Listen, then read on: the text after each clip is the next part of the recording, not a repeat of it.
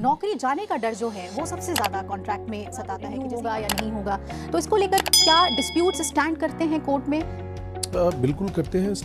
पूरी जो labour courts, बल्कि हर न्यायालय, हर जिले में लेबर कोर्ट्स हैं, वहाँ पे इस तरह के डिस्प्यूट्स आते हैं। संभवतः यही एक सबसे बड़ा फैक्टर होता है कि क्या मैं इतने दिनों से काम कर रहा हूँ, क्या होगा। पहली चीज, मुझे सुविधाएं जो हैं वो पूरी मिल रही हैं कि नहीं मिल रही हैं, वो किस प्रकार से, कौन कौन सी चीज़ों से मैं वंचित रह रहा हूँ। तो इसी ऑब्जेक्टिव के साथ कि जो एक कॉन्ट्रैक्ट लेबर है और जो नॉर्मल लेबर है, उसमें जो असमानताएं हैं उनको दूर करने के उद्देश्य से आज से 50 साल, पूरे 50 साल पहले आज से शुरू हुआ था ये हमारा कॉन्ट्रैक्ट लेबर एक्ट बनाया गया था, जिसमें उद्देश्य उसके सिर्फ 2-3 थे। सबसे बड़ा एक तो कोई जो दोनों के बीच में समानता रहे, और जो कॉन्ट्रैक्ट लेबर है उनको भी गंभीरता से लिया जाए, उनको सुख सुविधाएं जो है वो दी जाएं। कई चीजों से जो वंचित रहते थे। देखिए, एक बहुत अच्छा बताया रामवीर जी ने बेस कि क्या बिजनेस वर्ल्ड में भी अनिश्चितताएं होती हैं, तो वो रखना नहीं चाहते, क्योंकि अगर रखेंगे तो उनको पीएफ, ईएसआईसी, ये वो तमाम चीजें, इतने बड़े 140 से ज्यादा एक्ट्स हैं जो प्रोटेक्ट करते हैं। हम एक वेलफेयर स्टेट है, हमें ये भूलना नहीं है। और ये वेलफेयर स्टेट में जो श्रमिक वर्ग है, संगठित और असंगठित, अगर हम दोनों मिला लें तो बहुत बड़ा लोग हैं जो इससे गवर्न होते हैं। तो उन एक्ट्स में जो असंगठित बेचारे आते थे, जो कॉन्ट्रैक्ट लेबर थोड़े दिन के लिए काम करवाया और चले गए, या तो एक तो ये कारण था। दूसरा, जो मैं ये बड़ी गंभीरता से और जिम्मेवारी से बता रहा हूं आपको, कि आप ये समझिए कि जो उद्योगपति होते थे वो भी नहीं रखना चाहते, क्योंकि कॉन्ट्रैक्ट लेबर में अपना कुछ दिन करवाया काम, या जैसे भी कुछ दिन नहीं, 3-3 साल 4-4 साल भी काम उन्हीं लोगों से। अब देख लीजिए आप, आज के परिप्रेक्ष्य में अगर हम देखें, हाउसकीपिंग का स्टाफ, आपके सिक्योरिटी का स्टाफ, तमाम जो स्टाफ्स हैं, इन तमाम लोग ये कॉन्ट्रैक्टर से ही लिए जाते हैं। इस परिप्रेक्ष्य में ये एक्ट बहुत बहुत अहम है, क्योंकि इस एक्ट के माध्यम से ही अगर 20 से ज्यादा इस तरह के एम्प्लॉइज एक संस्था रखती है, तो उसको एक लाइसेंस की आवश्यकता है। उस लाइसेंस को प्राप्त करने के बाद उस संस्था को गंभीरता से तमाम चीजें, एक प्रिंसिपल एम्प्लॉयर की रिस्पॉन्सिबिलिटी हो जाएगी इस संस्थान की। और जो व्यक्ति सप्लाई कर रहा है, कॉन्ट्रैक्टर जिसे हम कहेंगे, जो कॉन्ट्रैक्ट की लेबर को दे रहा है, वो भी उसको भी एक लाइसेंस लेना पड़ता है। वो भी बड़ी गंभीरता से उसको देखना है कि अगर महिला है, उनके बच्चे हैं, तो क्रच की व्यवस्था होनी चाहिए। अगर कई सारी चीजें हैं इसमें, कई व्यवस्थाएं हैं, जैसे कि अगर 100 से ज्यादा इस तरह के एम्प्लॉई हैं तो कैंटीन की व्यवस्था होनी चाहिए, फर्स्ट एड होना चाहिए, फ्रेश ड्रिंकिंग वाटर होना चाहिए। और इसके अलावा देखिए, जैसे शौचालय, स्वच्छ शौचालय होने चाहिए। तो ये सब प्रोवाइड करना प्रिंसिपल एम्प्लॉयर की रिस्पॉन्सिबिलिटी बन जाती है एक बार इस एक्ट के तहत, यानी कि 20 एम्प्लॉइज से ज्यादा अगर हैं इस एक्ट के तहत एक बार ये प्रावधान किए गए हैं। अनीश, जो बात अभी संजय जी कह रहे थे कि संगठित और असंगठित क्षेत्र मिलाकर ये एक बहुत बड़ा दायरा बन जाता है, तो किस तरह की स्थिति है? अगर हम एक सफाई कर्मचारी से लेकर एक सॉफ्टवेयर इंजीनियर तक की बात करें, अगर वो कॉन्ट्रैक्ट जॉब में हैं, तो स्थितियाँ किस तरह से हैं? स्थितियाँ कॉन्ट्रैक्ट जॉब में तो जैसा कॉन्ट्रैक्ट स्पेसिफिक एक्ट के लिए होता है बेसिकली, कि हमने जैसे कोई बिल्डिंग बनानी है, तो बिल्डिंग बनाया, बिल्डिंग बनने के बाद कॉन्ट्रैक्ट खत्म हो जाता है। उसके बाद ना तो एम्प्लॉयर के पास कोई काम होता है, ना एम्प्लॉइज के लिए कोई काम रह जाता है। तो इस स्थिति, इस टाइप के जो काम होते हैं, उन सब के लिए एक कानून में ये व्यवस्था की है कि भाई एम्प्लॉयर जो है वो परमानेंट लेबर की जगह कॉन्ट्रैक्ट लेबर को हायर कर सकते हैं स्पेसिफिक जॉब्स के लिए।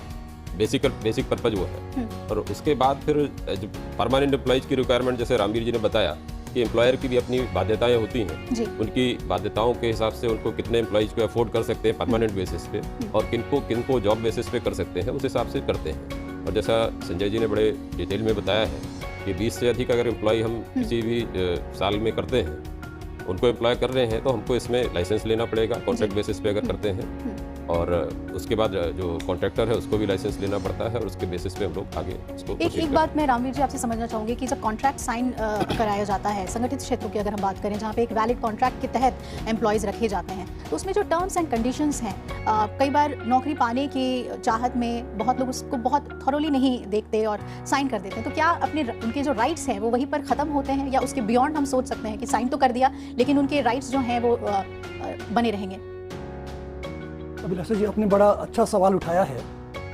बहुत मूलभूत एक तथ्य है कि कोई भी कॉन्ट्रैक्ट आपने जो साइन किया है वो देश के कानून से ऊपर नहीं है। कॉन्ट्रैक्ट लेबर एक्ट में जो सुविधाएं हैं जी, और जो दूसरे अधिनियमों में जो सुविधाएं हैं, चाहे वो प्रोविडेंट फंड एक्ट हो, चाहे वो ईएसआई का एक्ट हो, चाहे वो मिनिमम वेजेस हो, अगर आपने उसके विपरीत कुछ भी आपके एम्प्लॉयर ने और आपने साइन कर दिया है तो देश का कानून उससे ऊपर है। आपको जो अधिकार उन कानूनों से मिले हुए हैं वो आपको फिर भी मिलेंगे जी। जैसा आपने शुरू में बताया था कि इस बारे में जानकारी का अभाव है। जैसे कुछ लोग मानते हैं कि अगर हमने कॉन्ट्रैक्ट में कुछ भी साइन कर दिया है तो मुझे केवल वही सुविधाएं मिलेंगी, लेकिन कानून में हो सकता है कि आपको और सारी सुविधाएं भी दी हुई। इसलिए ज़रूरी है कर्मचारियों के लिए भी और उद्योगपतियों के लिए भी कि वो उन कानूनों की जो बारीकियां हैं वो समझें और अपने कर्मचारियों को वो सारी सुविधाएं प्रदान करें, क्योंकि भविष्य में फिर ऐसा हो सकता है कि अगर आपने उन कानूनों का पालन नहीं किया अच्छे से तो उस कानून में जो प्रावधान है पेनल्टीज के और जो लायबिलिटी आपकी है वो बहुत ज़्यादा हो सकती है। जी अनीश जी, आप कुछ कहना चाह रहे थे? ये जी जो बात कह रहे हैं इंडियन कॉन्ट्रैक्ट एक्ट, इसमें स्पेसिफिक प्रोविजन है, any contract against the provisions of law is not enforceable. जी जी जी, ठीक है ना। तो अगर ऐसी कोई बाध्यता है जो कानून के विरुद्ध है, ऐसी कोई बाध्यता एप्लीकेबल नहीं होती, जो कानून में प्रोवाइड होता है वो सब कुछ मिलेगा, उसका हकदार है। जाने का रास्ता जो है वो खुला हुआ है जी। बहुत अच्छा बताया कि कानून में स्पेसिफिकली प्रोवाइड किया गया है। वॉइड अब एनिशियो है, वो पहले दिन से ही गलत है। अगर आप कह दें कि मैं आपको मतलब किसी भी व्यक्ति को 500 रुपए रोज पे रख रहा हूँ, मिनिमम वेज अगर हमारे देश की हमारे एक राज्य की जो है वो अगर 1,000 रुपए है तो आप 500 में नहीं रख सकते, शिकायत के काबिल हो जाएगा। सिमिलरली वो कह दें कि हम किसी भी तरीके से ईएसआई, सीपीएफ इत्यादि को नहीं करेंगे और कॉन्ट्रैक्ट ऐसा एंटर कर जाते हैं तो वो खराब है, वो कॉन्ट्रैक्ट जो है वो वॉइड है। तो ये बड़ा स्पष्ट है, ये हमारे श्रमिकों को समझना चाहिए, हमारे जितने भी लेबर जो काम कर रही है उनको ये जानकारी होनी चाहिए और आपके माध्यम से ये मैसेज जाना चाहिए कि अगर इस तरीके का कोई उनके अहित वाला कोई अगर संविदा होती है या कोई कॉन्ट्रैक्ट होता है तो वो संविदा निरस्त की जाती है अगर आप न्यायालय में जाएंगे। जी बिल्कुल। एक छोटी सी चीज मैं इसमें जोड़ना चाहूंगा। आपने कहा कि कॉन्ट्रैक्ट कुछ भी हम साइन कर देते हैं और जो उद्योगपति हैं वो भी समझते हैं कि हमने कॉन्ट्रैक्ट साइन कर दिया है, हमने सारी जिम्मेदारी कॉन्ट्रैक्टर पे डाल दी है। लेकिन जो प्रिंसिपल एम्प्लॉयर है जिसके पास अल्टीमेटली कॉन्ट्रैक्ट लेबर जिसके यहाँ काम कर रहा है, जिम्मेदारियां उसकी अल्टीमेटली हैं। जब मैं प्रोविडेंट फंड विभाग में कमिश्नर के रूप में काम करता था तो ऐसे बहुत सारे केस हमारे पास आते थे कि जो कॉन्ट्रैक्टर के वर्कर हैं उनको प्रोविडेंट फंड की फैसिलिटी या उसको जो लाभ है वो नहीं दिए जा रहे। तो उसमें फिर फैसला यही होता था कि अगर कॉन्ट्रैक्टर ने नहीं दिया है तो अल्टीमेटली रिस्पॉन्सिबिलिटी वो प्रिंसिपल एम्प्लॉयर की रहेगी और करोड़ों रुपए का फिर उनको जो मालिक हैं या उद्योगपति हैं उनकी डिमांड असेस होती है और उनको वो पैसा देना पड़ता है। तो पहले ही जब आप शुरू में कॉन्ट्रैक्टर को रखें तो आप ये सारी चीजें सुनिश्चित कर दें कि उसके पास ये प्रोविडेंट फंड ईएसआई का बाकायदा पैसा जमा हो रहा है आपके यहाँ जो वर्कर्स काम कर रहे हैं, ताकि भविष्य में ना कॉन्ट्रैक्ट लेबर को प्रॉब्लम हो और ना आपको किसी तरह की। और शायद इसी वजह से इसमें प्रावधान है कि अगर आप दे रहे हैं सैलरी तो एक प्रतिनिधि होना चाहिए कंपनी का उसके सामने। मैं एक बहुत अहम बात इन एडिशन टू रामवीर जी के बताना चाहूंगा कि जब भी एक देखिए कई रिटर्न्स फाइल करनी होती है तो जो कॉन्ट्रैक्टर है जो लेबर सप्लाई कर रहा है उसको एक फॉर्म जमा करना पड़ता है, फॉर्म ए है शायद वो, जिसमें कि जो प्रिंसिपल कॉन्ट्रैक्टर है, प्रिंसिपल एम्प्लॉई है, उसके दस्तखत होते हैं कि वो रिस्पॉन्सिबल है कि जो कॉन्ट्रैक्टर है उसने तमाम जो लॉज हैं, जो आधारभूत लॉ हैं, जैसे मैंने बताया कि 140 से ज्यादा लॉज हैं जो तरह तरह से हमारे श्रमिकों को, हम वेलफेयर स्टेट है, मैं दोबारा कह रहा हूं इस बात पे, तो वो प्रोटेक्शन देते हैं। और अगर हर कानून में यह वर्णित है, ये बहुत अहम बात है, हर कानून में यह वर्णित है कि अगर कहीं पे वायलेशन है तो किसी भी तरीके से श्रमिक को कॉन्ट्रैक्टर के पीछे दौड़ने की आवश्यकता नहीं है। कॉन्ट्रैक्टर या फिर प्रिंसिपल एम्प्लॉय, अगर कॉन्ट्रैक्टर नहीं कर रहा है तो प्रिंसिपल एम्प्लॉय को यह करना पड़ेगा। तो एक बहुत ही अच्छा कानून है, प्रिंसिपल एम्प्लॉय भाग नहीं सकता कि मैंने कॉन्ट्रैक्टर रख लिया तो अब मेरी कोई जिम्मेवारी नहीं। तो आप भी हमें कॉल कर सकते हैं, सवाल पूछ सकते हैं। फिलहाल एक मेल के और हम रुख करते हैं। रमेश गुप्ता का मेल है, ये लिख रहे हैं कि मैं 3 साल के कॉन्ट्रैक्ट पर था और 2.5 साल बिताने के बाद अचानक से एक दिन एचआर ने रेजिग्नेशन मुझसे मांगा है। मैं जानना चाहता हूँ कि मुझे टर्मिनेशन लेटर लेना चाहिए या मुझे रिजाइन कर देना चाहिए। फिलहाल मैं छुट्टी पर हूँ। इनके लिए क्या इनका कॉन्ट्रैक्ट खत्म नहीं हुआ है लेकिन उससे पहले इन्हें नौकरी से हटाया गया है। देखिए इनको क्या करना चाहिए, क्योंकि कॉन्ट्रैक्ट के आधार पे इनका 3 साल का है, उसी कॉन्ट्रैक्ट में ये होगा कि क्या कितने पीरियड का नोटिस देके व्यक्ति, दोनों पक्ष अगर ये छोड़ना चाहें तो कितना समय का नोटिस देंगे, वो छोड़ इनको हटाने के लिए कहेंगे तो कितना बड़ा नोटिस देना होगा। पहली चीज उस कॉन्ट्रैक्ट के आधार पर ये निकालें कि क्या इनका नोटिस पीरियड है, वो इनको देना पड़ेगा, और क्या कारण है उनको निकालने का। अकस्मात फोर्सफुली नहीं निकाला जा सकता। तो कॉन्ट्रैक्ट के टर्म्स के आधार पे अगर ये 2 महीने का नोटिस है या 3 महीने का नोटिस है और उसका वर्णन है तो इनको वो जो सहायता है वो अवश्य मिलेगी। रामवीर जी ये भी पूछ रहे हैं कि मुझे रिजाइन लिखने को कहा गया है, रेजिग्नेशन लिखने को कहा गया है, तो मैं रेजिग्नेशन दे दूं या मुझे उनसे टर्मिनेशन लेटर मांगना चाहिए? क्या ये लेबर कोर्ट में इसे लेकर कुछ अहम स्टैंड बनता है क्या कि आपने खुद रिजाइन कर दिया? क्योंकि जनरली यही होता है, HR आपको बुलाते हैं और आपसे कहा जाता है कि अब आपकी सेवा हमें नहीं चाहिए, आप रिजाइन कर दीजिए। तो इसमें कुछ टेक्निकल है क्या जो मदद कर सकती है हमारे दर्शकों को? देखिए, संजय जी ने जैसा बताया कि ये निर्भर उस पे करेगा कि आपका जो कॉन्ट्रैक्ट है वो किस तरह का है और किस तरह का आपका जो नेचर ऑफ ड्यूटीज़ हैं जी। अगर आप खुद से इस्तीफ़ा दे देते हैं, खुद से रिज़ाइन कर देते हैं, इसका मतलब दोनों पार्टीज़ में, कर्मचारी और एम्प्लॉयर के बीच में एक सहमति है कि मैं अपनी मर्जी से त्यागपत्र दे रहा हूँ। लेकिन अगर आपको एम्प्लॉयर टर्मिनेट करता है तो फिर एम्प्लॉयर की कुछ जिम्मेदारियां हैं, जैसा संजय जी ने बताया कि जो नोटिस पीरियड है, या तो नोटिस दिया जाए उसको, या नोटिस नहीं देते हैं तो उसके एवज में 2 या 3 महीने या 1 महीने का जो भी नोटिस पीरियड है उसकी सैलरी, उसका वेतन उसको कर्मचारी को मिले। तो जैसा हमने कहा कि कॉन्ट्रैक्ट में आपका नोटिस पीरियड कितना है, उसमें क्या वर्णित है, उसके आधार पे ये इसका निर्णय होगा। यानी डिमांड नोटिस जो है वो एक एम्प्लॉय का अधिकार है, वो मांग सकता है। जी, एक कॉलर हमारे साथ जुड़ रहे हैं, हमारे साथ राधा कृष्ण है गुजरात से। पूछिए आप अपना सवाल। सर नमस्कार, मैं जो चड्ढा साहब बता रहे हैं कि संगठित और असंगठित और वेलफेयर स्टेट की जो बात कर रहे हैं, लेकिन मैं केंद्रीय संस्थान में शिक्षक हूँ और मेरा प्रश्न है कि एक नारी को सम्मान मिलना चाहिए, सुविधा मिलनी चाहिए, लेकिन संगठित क्षेत्र में तो चुटकी भर नारी है, बाकी तो करोड़ों नारियां असंगठित क्षेत्र में है। अब उन चुटकी भर नारियों को 6.5 महीने का प्रसूति अवकाश और 2 साल का चाइल्ड केयर लीव देकर 2.5 साल यानी के 30 महीने की तनख्वाह उनको घर पर बैठे बिठाए देना, जबकि वो नारी एक शिक्षिका है और अभी वो छुट्टी पर चली गई है, जबकि फरवरी और मार्च महीना महत्वपूर्ण होता है हर शिक्षा संस्थान के लिए। वो अपनी एक संतान के लिए दूसरे 200-300 छात्रों को भविष्य को ताक पर रखकर वो चाइल्ड केयर लीव में चली गई। अब बताइए, ये कानून में संशोधन करना चाहिए और नारू को समानता मिले, लेकिन ये कैसी समानता, उनको कैसा वेलफेयर स्टेट हम बनाने जा रहे हैं? चलिए, ये सुझाव है इनका। देखिए, सुझाव इनका है, लेकिन इनको ये जानना पड़ेगा कानून की व्यवस्था जो है उसको, जब कानून ये बना था कि नारी को जो अगर प्रसूति के समय मैटरनिटी के कितनी छुट्टी होनी चाहिए, इसके लिए कोई किसी एक साधारण व्यक्ति से नहीं पूछा गया था। मेडिकल बोर्ड ने बताया था कि एक नारी को जब एक बच्चा होता है उसके बाद कितना समय का उसको आराम करना चाहिए, बच्चे की देखरेख के लिए कितना समय होना चाहिए, और इसके अलावा हमें यहाँ पे ये भी नहीं भूलना है कि अब नए कानून के तहत अभी संशोधन हुआ, इवन पुरुष को भी जो पिता है उसको भी पैटर्निटी लीव दिया जाता है, और उस तो पिता का तो इनके हिसाब से अगर मैं चलूं तो पिता का तो कोई रोल ही नहीं है। दूसरी बात यह है, यहाँ पे जो इनका कहना है कि वो बाकी 250 बच्चों को छोड़ के वो अध्यापिका चली गई हैं, देखिए वो 250 बच्चों की देखरेख के लिए दूसरी अध्यापिका को लाया जाएगा, ये मेरा ख्याल है एडमिनिस्ट्रेशन का दोष है। और मेरा ऐसा मानना है कि हमारा कानून, अगर आपको मैं विदेश का अनुभव दूं अपना, विदेशों में जो मैटरनिटी और पैटर्निटी लीव है वो हमसे अभी भी ज्यादा है। हमारे यहाँ बहुत अच्छी परिपक्वता से 6 महीने का समय दिया गया है इस वक्त। तो मेरा ख्याल है कि ये अपनी सोच है, और ये एडमिनिस्ट्रेशन का प्रश्न है कि अगर एक एम्प्लॉय मिसिंग है तो उसकी जगह कौन सा एम्प्लॉय आएगा, जिससे उस एम्प्लॉय का, अगर मैं बीमार हूं और मैं नहीं आ सकता हूं तो मेरी जगह कोई और काम करेगा और काम को हल निकाला जाएगा। मेरा ऐसा मानना है। बिल्कुल। एक और कॉलर हमारे साथ जुड़ रहे हैं, उनके मनदीप है हमारे साथ, माफ कीजिएगा, संदीप हैं। पूछिए अपना सवाल Sandeep ji. Hello, good morning sir.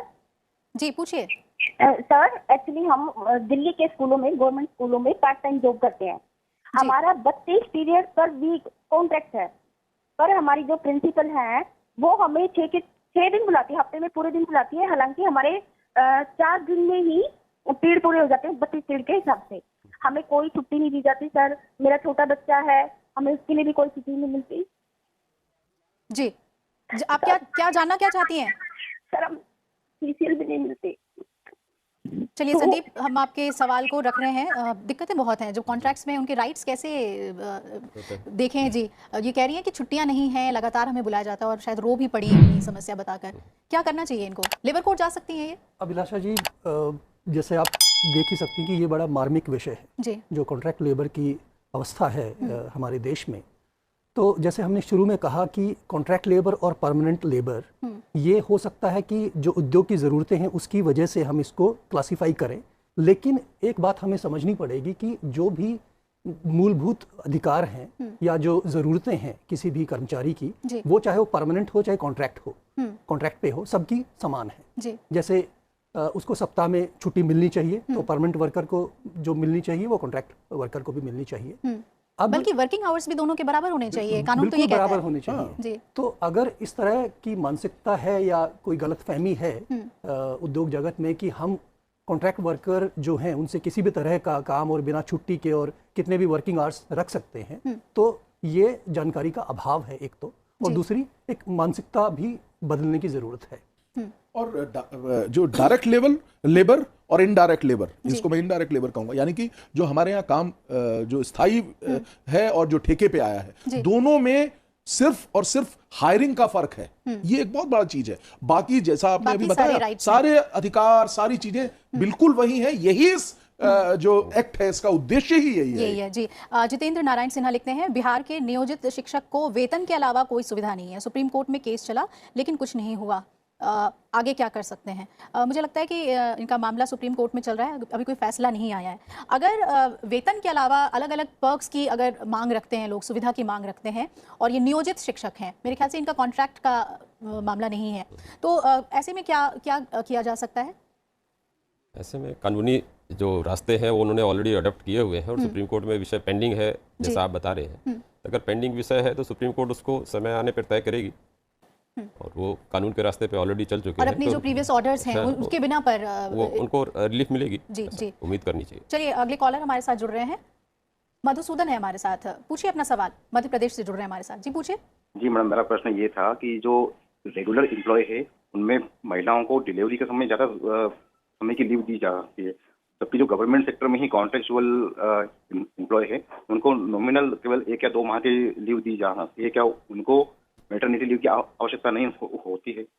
क्या ऐसा संभव है? ऐसा संभव कानूनी तौर पे नहीं है, ये लेकिन लेबर हमें ये कोर्ट जा समझना, सकते हैं। ये बिल्कुल जा सकते हैं और शिकायत कर सकते हैं। इसके अलावा आपको देखिए एडवाइजरी बोर्ड्स बने हुए हैं, स्टेट में भी है और क्या कहते हैं कि यूनियन स्तर पे भी है, केंद्रीय स्तर पे भी है, वहां पे शिकायत कर सकते हैं। ऑनलाइन भी कर सकते हैं। ऑनलाइन श्रम संगठन आजकल में। तो सबसे बड़ी बात इस पे मैं आना चाह रहा था कि इस कानून के तहत लेबर कमिश्नर के यहाँ आप शिकायत करिए, और अगर शिकायत का निवारण नहीं होता है किसी वजह से, तो आप उसके ऊपर वाले अधिकारी को कर सकते हैं। आपके पास आरटीआई है, तमाम जो लॉ है वो आपको सशक्त करते हैं और मजबूती देते हैं। ये आपका अधिकार है। अगर आप अपने अधिकार के लिए सो जाएंगे तो नहीं मिलेगा।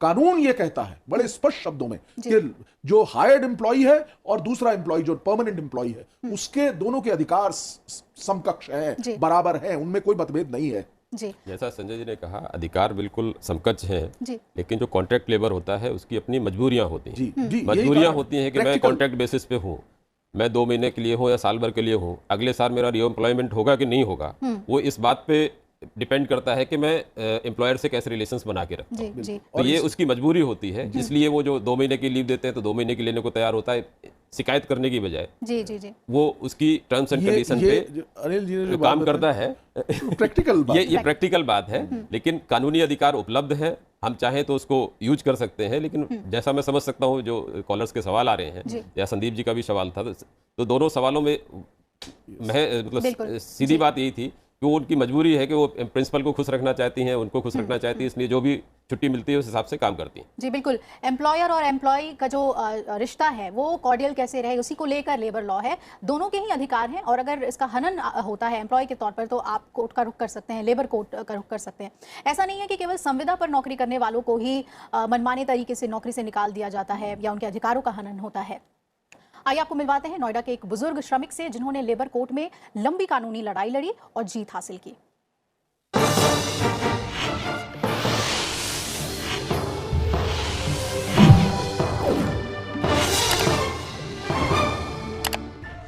सतीश यादव 65 साल के हो चुके हैं, यानी एक रिटायर्ड सीनियर सिटीजन। लेकिन सतीश नौकरी पूरी करने के बाद रिटायर होते ऐसा न हो सका। नोएडा के एक सरिया बनाने वाली प्राइवेट फैक्ट्री में कई सालों से ऑपरेटर का काम कर रहे थे और मजदूर यूनियन के नेता भी थे। श्रमिकों के हक की बात करने पर उन्हें मनमाना ढंग से नौकरी से हटा दिया गया, जिसके बाद वो लेबर कोर्ट गए। हमने अपने पेमेंट मांगने से जो भी हमारा जल्दी हिसाब हो जाए तो हमें भी कुछ पेंसिल बन जाए, उसके सारे हम अपनी जीवन याचन और फंड का जो पैसा रुका हुआ था वो भी मिल जाए, पर कुछ भी नहीं हो रहा। भागा दौड़ी और बस परेशानी। केस तो ख़त्म हो गया, हम जीत भी गए, अब पैसे नहीं मिल रहे। अभी पेंसिल के लिए, उसके लिए, फंड के लिए फार्म तो भरा है, अभी तक कुछ भी नहीं मिल रहा। हम आजकल बड़े हम बुरी दशा से गुजर रहे हैं बच्चे। सतीश यादव ने 2005 में मुकदमा किया था, जिसे जीतने में उन्हें 15 साल लग गए, लेकिन अभी भी कंपनी ने आदेश का अनुपालन नहीं किया है। नौकरी संविदा पर हो या नहीं, लेकिन कर्मचारियों के कई अधिकारों का संरक्षण कानून में है। यूपी इंडस्ट्रियल डिस्प्यूट एक्ट हमारे यहाँ ये लागू होता है। सेंट्रल में आईडी एक्ट लागू होता है, उसमें सभी को बराबर राइट दिए गए हैं। ऐसा नहीं कि कॉन्ट्रैक्ट पे है तो उसका कोई राइट नहीं है। जैसे किसी की 8 घंटे की ड्यूटी है तो उसे 8 घंटे ड्यूटी करनी पड़ेगी। उसके अलावा उसको जो संडे का जो ऑफ है वो संडे का ऑफ मिलेगा। उसके अलावा जो कर्मचारी जो परमानेंट है उनको जो सुविधाएं मिल रही हैं वो उनको भी मिलेंगी। कॉन्ट्रैक्चुअल में क्या होता है कि कुछ तो जॉब होती हैं टाइम बाउंड होती हैं, अब कुछ होते हैं कि भाई नौकरी पर लगे तो उनको 1 साल पूरा नहीं हुआ, इस वजह से वो अभी कॉन्ट्रैक्ट में है या प्रोबेशन में है। एक तो होता है आदमी शुरू में लगता है तो प्रोबेशन में लगता है, वो प्रोबेशन पीरियड होता है, प्रोबेशन के बाद वो परमानेंट होता है। अगर कोई कर्मचारी एक कैलेंडर वर्ष में 240 दिन पूरे कर लेता है तो वो परमानेंट कहलाया जाता है। तो परमानेंट कर्मचारी की उसको सारी सुविधाएं मिलती हैं। अब उसमें एक जो टर्म्स एंड कंडीशन बनी हुई है, अगर पेमेंट ऑफ ग्रेजुएटी एक्ट कब लागू होता है, अगर किसी कर्मचारी ने 5 साल प्रतिष्ठान में पूरे कर लिए हैं तब जाके वो पेमेंट ऑफ ग्रेजुएटी एक्ट लागू होता है। कोई आदमी 2 महीने काम करके कहने लगा जी मुझे ग्रेजुएटी दो, नहीं मिलेगी। ऐसी अगर किसी की सैलरी रुकी हुई है, किसी ने चाहे 1 महीने काम किया और 1 महीने की सैलरी उसको नहीं मिली है, चाहे वो कॉन्ट्रैक्टर पे है चाहे वो परमानेंट कर्मचारी है, तो पेमेंट ऑफ ग्रेजुएटी एक्ट में आएगा। लेकिन लेबर कोर्ट में मुकदमा फाइल करने के लिए एक टर्म्स एंड कंडीशन है, अगर किसी कर्मचारी ने 240 डेज कैलेंडर वर्ष में पूरे नहीं किए हैं तो वो लेबर कोर्ट में मुकदमा फाइल नहीं कर सकता। 240 डेज कंप्लीट करने के बाद ही is entitled to file his case in labour court. और लेबर कोर्ट का जो अवार्ड होता है, लेबर कोर्ट का आदेश नहीं होता है कोई, लेबर कोर्ट का अवार्ड होता है, और वो इतना पावरफुल अवार्ड होता है कि इसमें कोर्ट आपको रीइंस्टेट भी करती है और जितने समय तक आपका मुकदमा चला, क्या 1 साल चला या 10 साल चला या 20 साल चला, तो फुल बैक वेजेस तक के आदेश कर सकती है। Full back wages is the maximum benefit to the workman. अगर कॉन्ट्रैक्ट के बिंदुओं को बिना समझे हुए भी आपने सहमति हस्ताक्षर किए हैं तो भी कॉन्ट्रैक्ट पूरी होने से पहले आपके साथ किसी तरह का मनमानापूर्ण रवैया नहीं अपनाया जा सकता। देखिए, कॉन्ट्रैक्चुअल जॉब जो होती है वो एक परमानेंट पीरियड के लिए होती है कि आपको 1 ईयर के लिए, 2 ईयर के लिए, 3 ईयर के लिए आपको कंपनी में रखा गया है। एंड अगर आपने 1 ईयर कंप्लीट कर लिया है then the rights are in favour of the company कि वो आपको कंटिन्यू करती है 1 ईयर बाद या आपको हटा देती है। उसमें आप मतलब वी कांट टेक एनी मतलब लीगल एक्शन, क्योंकि वो सब चीज मतलब everything is are in documents. When you are signing the agreement, every person who are appointing with the company और who are joining with the company, तो आपको उस एग्रीमेंट को पहले तो अच्छा से मतलब जो भी उसकी कंडीशंस हैं you have to see and you have to read and you have to sign the after मतलब reading those things you have to sign the all papers. उसमें अगर इस तरह से आपने ओवरलुक कर भी दिया है और मैनेजमेंट या कंपनी इस तरह से आपसे इमीडिएटली बोलती है कि आपको अभी हम मतलब हटाते हैं आपकी जॉब से, देन आपके राइट्स खत्म नहीं होते। You have the all rights कि you file the case, you send the demand notice, and company को भी वो सारे प्रोसीजर जो एज पर लॉ है वो फॉलो करने पड़ेंगे। एकदम से उनको मतलब वो मतलब नहीं कर सकते, हटा नहीं सकते। सतीश यादव जैसे ही कितने लोग हैं जो संगठित और असंगठित क्षेत्र में काम करने वाले रेगुलर और ठेके पर काम करने वाले मजदूरों के अधिकारों का हनन होता है, जिसे लेकर सरकार और न्यायालय बेहद